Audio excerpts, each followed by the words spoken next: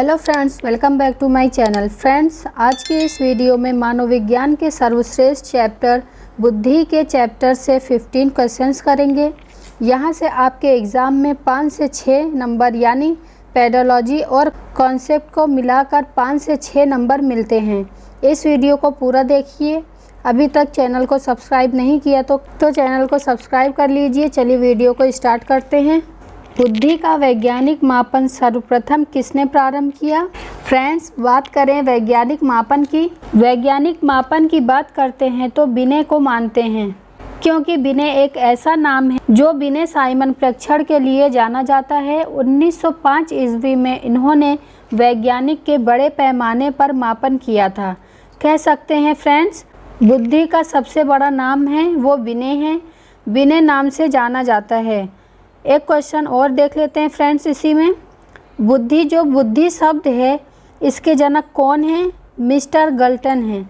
और इसे याद रखना है फ्रेंड्स, एग्ज़ाम में बार बार पूछे जाते हैं, एग्ज़ाम में क्वेश्चंस आते हैं। बुद्धि शब्द का प्रयोग किसने किया, कब किया? 1885 में शब्द का प्रयोग डाल्टन ने किया था, इसलिए इनको बुद्धि शब्द का जनक माना जाता है, ना कि बुद्धि का जनक। मानसिक आयु के संप्रत्यय को किसमें महत्वहीन समझा गया है? देख लेते हैं फ्रेंड्स। IQ बराबर होता है मानसिक आयु बटे वास्तविक आयु इंटू 100। कह रहे हैं निम्नलिखित में से सबसे कम कौन सा है, महत्वहीन माना गया है, तो ये विचलन बुद्धि के साथ जाएगा। अगर क्वेश्चन में आ जाए IQ बराबर क्या होता है तो सूत्र देख लेते हैं फ्रेंड्स। मानसिक आयु बटे वास्तविक आयु इंटू 100 होता है। ये सूत्र किसने दिया है? ये सूत्र टर्मन ने दिया है। ये क्वेश्चंस भी एग्जाम में बहुत बार पूछे गए हैं। बुद्धि का द्विकारक सिद्धांत किसने दिया था? सबसे पहले पहला कारक देख लेते हैं। पहले एक कारक सिद्धांत देख लेते हैं किसने दिया। एक कारक सिद्धांत बिने ने दिया था। इसे एक कारक सिद्धांत को निरंकुशवादी सिद्धांत कहा गया है। द्विकारक सिद्धांत को स्पीयरमैन ने दिया। ऑप्शन 2 राइट होगा। त्रिकारक सिद्धांत भी देख लेते हैं फ्रेंड्स। त्रिकारक सिद्धांत को भी स्पीयरमैन ने ही दिया है। द्विकारक आ जाए या त्रिकारक आ जाए, दोनों को स्पीयरमैन ने ही दिया है। जबकि एक कारक पूछे तो बिने राइट होगा। बुद्धि का स्रोत है आनुवांशिक, अधिगम का परिणाम, स्वयं तथा वातावरण की अंतरक्रिया या उपयुक्त सभी। राइट आंसर है ऑप्शन 4 उपयुक्त सभी, क्योंकि सारे ऑप्शन पॉजिटिव हैं, इसलिए 4th हमारा राइट होगा। बुद्धि लब्धि के जनक कौन हैं? बुद्धि लब्धि के जनक टर्मन हैं, बिने हैं, गिलफोर्ड हैं या विलियम स्टर्न हैं।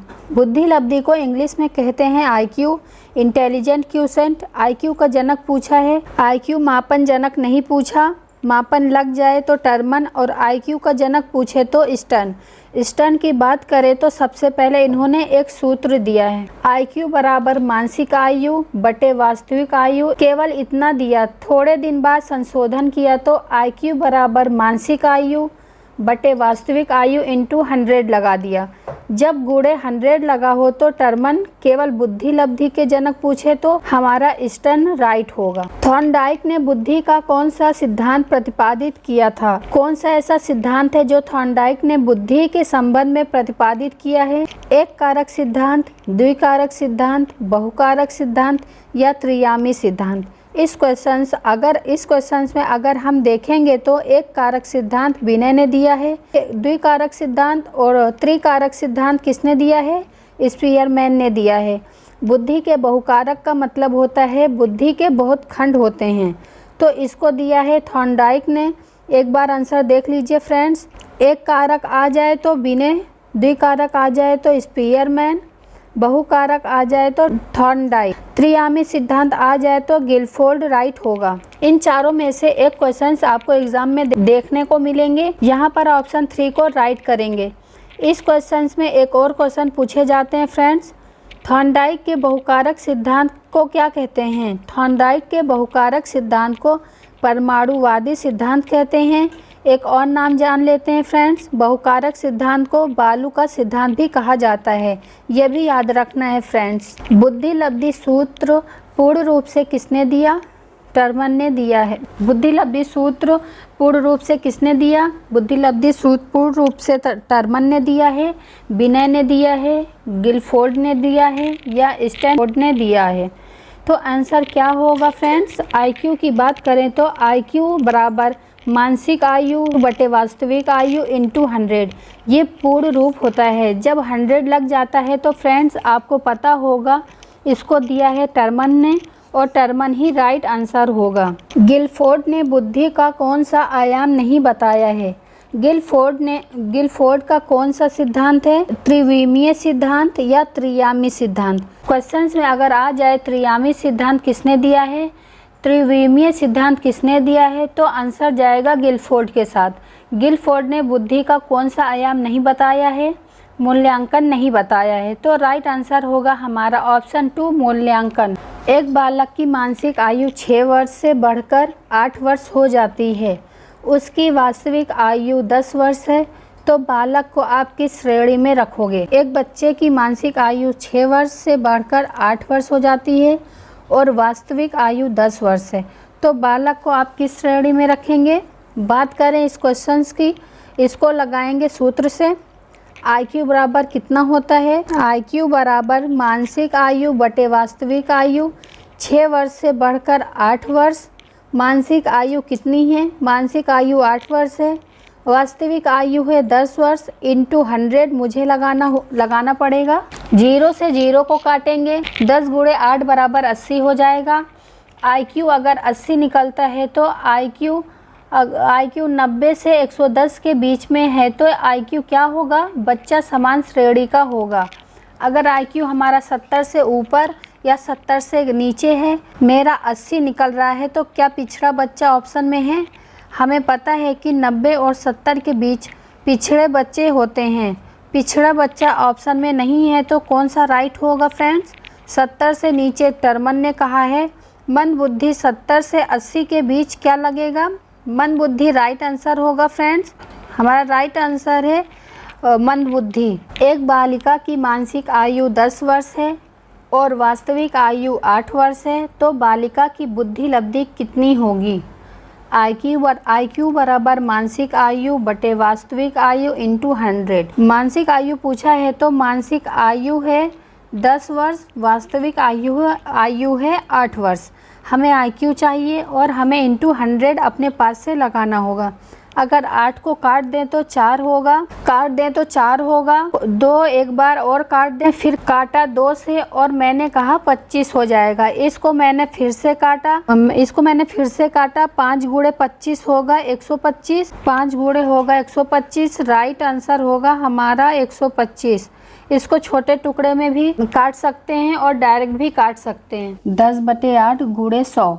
सबसे पहले 8 को काटेंगे 4 से, 2 आया हमारा, फिर काटेंगे 100 को तो 25 आया, फिर 2 को हम 2 को काटेंगे, फिर उसके बाद 10 को काटेंगे, 10 को काटे तो हमारा 5 आया, और 5 गुणे 25 कितना हो गया?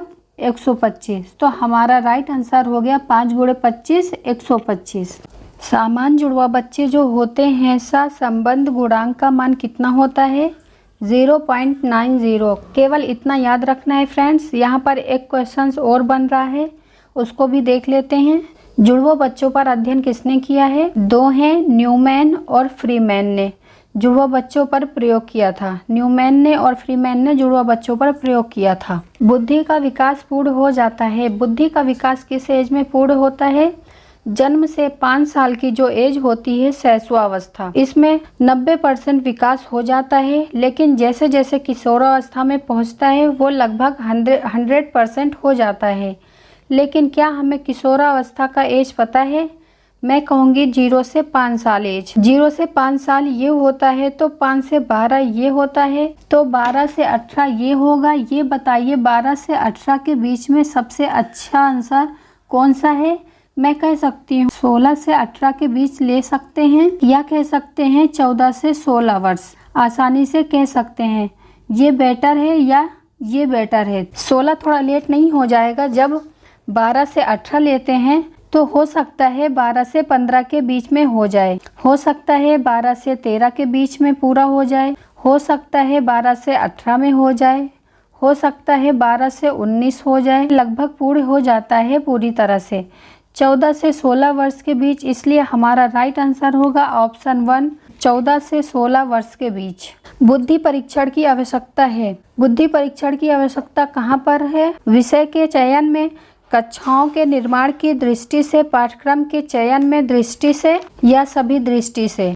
इस क्वेश्चन का राइट आंसर है ऑप्शन 4, सभी दृष्टि से। अशाब्दिक सामूहिक परीक्षण है आर्मी अल्फा परीक्षण, आर्मी बीटा परीक्षण, सैन्य सामान्य वर्गीकरण, टर्मन परीक्षण। आर्मी परीक्षण हुआ था, अल्फा परीक्षण पढ़े लिखे लोगों के लिए, अशाब्दिक सामूहिक परीक्षण ये संकेतों पर आधारित था। राइट आंसर होगा हमारा 2, आर्मी बीटा परीक्षण। हमारा लास्ट क्वेश्चन है, जलोटा ने परीक्षण दिया। रुचि परीक्षण, सामूहिक बुद्धि परीक्षण, व्यक्तित्व परीक्षण, योग्यता परीक्षण। इस क्वेश्चन का राइट आंसर होगा ऑप्शन 2, सामूहिक बुद्धि परीक्षण। उम्मीद है आप सबको मेरी वीडियो अच्छी लगी होगी। फ्रेंड्स, आप सबको मेरी वीडियो अच्छी लगी हो तो हमारे चैनल को लाइक एंड सब्सक्राइब जरूर करिए।